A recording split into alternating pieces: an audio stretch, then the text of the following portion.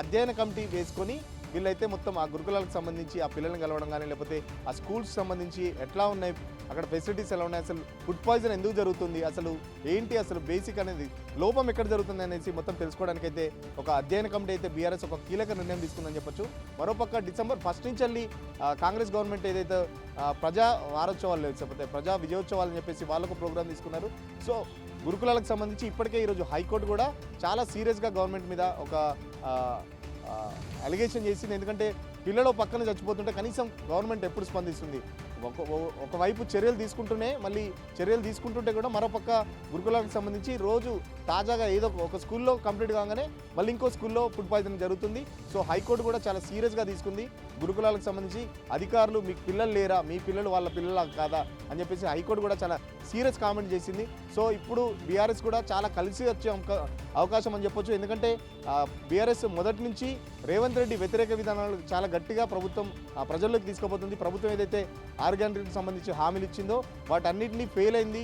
Revanth Reddy fail అయ్యాడని చెప్పేసి ఇప్పటికే ప్రభుత్వం చేసిన తప్పులన్నింటినీ ప్రజల్లోకి తీసుకెళ్ళడానికి ఆ బీఆర్ఎస్ ఎట్టి పరిస్థితుల్లో తనకు వచ్చిన ఏ అవకాశాన్ని అయితే వదిలిపెట్టడం లేదు. సో ఇప్పుడు తాజాగా చూసుకుంటే ఈ గురుకులాలకు సంబంధించి ఈ నెల 30 నుంచి 7వ తారీఖు బీఆర్ఎస్ గురుకుల బాట అనే ఒక కార్యక్రమం అయితే తీసుకుందని చెప్పొచ్చు. దీంట్లో కేజీవీపీలు, మోడల్ స్కూల్స్, ప్రభుత్వ రెసిడెన్షియల్ స్కూల్స్, టోటల్ బీఆర్ఎస్ ఎమ్మెల్యేలు, పార్టీ ఎమ్మెల్సీలు వీళ్ళందరూ ఎక్కడైతే అక్కడ బీఆర్ఎస్ పార్టీ లోకల్ స్థానిక ఎమ్మెల్యేలు కానీ లేకపోతే స్థానిక ప్రజాప్రతినిధులు కూడా ఈ 5 కమిటీతో పాటు వీళ్ళతో పాటు వాళ్ళు కూడా పాల్గొంటారని చెప్పేసి ఇప్పటికే బీఆర్ఎస్ ఒకటైతే ఒక ప్రెస్ కాన్ఫరెన్స్ ద్వారా వాళ్ళు ఈ విషయాన్ని అయితే వెల్లడించడం జరిగింది. చూద్దాం మరొకసారి ప్రభుత్వాన్ని ఇరకాటం పెట్టే విధంగా ఈ చర్యలు అయితే ఆ బీఆర్ఎస్ పూనుకుంటుంది గురుకుల బాట అని చెప్పేసి. బట్ దీనికి గవర్నమెంట్ పర్మిషన్ ఇస్తుందా ఇవ్వదా? ఎందుకంటే ఈరోజు తాజా కూడా మగనూరులో జరిగిన సంబంధించి ఆ చిట్టెం రామ్మోహన్ రెడ్డి మాజీ ఎమ్మెల్యే అతన్ని అక్కడ వెళ్లకుండా ఎక్కడికక్కడ అరెస్ట్ చేయడం జరిగింది. మొన్న ఏదైతే గురుకుల వాంకిడికి సంబంధించి శైలజ అనే అమ్మాయి చనిపోయిన తర్వాత ఆ అమ్మాయి కుటుంబాన్ని పరామర్శించడానికి వెళ్ళిన అస్ఫాబాద్ ఎమ్మెల్యేని కూడా హౌస్ అరెస్ట్ చేయడం, మొత్తం ఎక్కడికక్కడ ప్రతిపక్షాలను నిర్బంధం చేయడం జరుగుతుంది.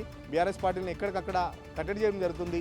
సో ఈ బీఆర్ఎస్ గురుకుల బాటకు సంబంధించి గవర్నమెంట్ పర్మిషన్ ఇస్తుందా, లేకపోతే ఎక్కడికక్కడ పోలీస్ ఫోర్స్తోని ఆ గురుకుల బాట ప్రోగ్రాన్ని అయితే ఫెయిల్ చేస్తారనేది మన భవిష్యత్తులో తెలుసుకోవచ్చు. ఎందుకంటే ఒక పక్కన మీరు గురుకుల బాట ప్రోగ్రామ్ తీసుకుంటే మరో పక్కన ప్రజా విజయోత్సవాలని చెప్పేసి ఆ ప్రభుత్వం కూడా చాలా పెద్ద ఎత్తున కూడా ఇప్పటికే ఆ స్కూల్స్లో కానీ లేకపోతే గవర్నమెంట్ స్కూల్స్లో కానీ వాళ్ళు కూడా ఆల్రెడీ ఇప్పటికే విద్యాశాఖ కూడా ఆ ప్రభుత్వం ఆదేశాలు జారీ చేసింది. ఏదైతే ఇటీవలనే కాస్మెటిక్ ఛార్జెస్ పెంచామని చెప్పేసి రేవంత్ రెడ్డి గత 10 ఏళ్ళు కేసీఆర్ అసలు విద్యా వ్యవస్థను మొత్తం నిర్వీర్యం చేశాడు.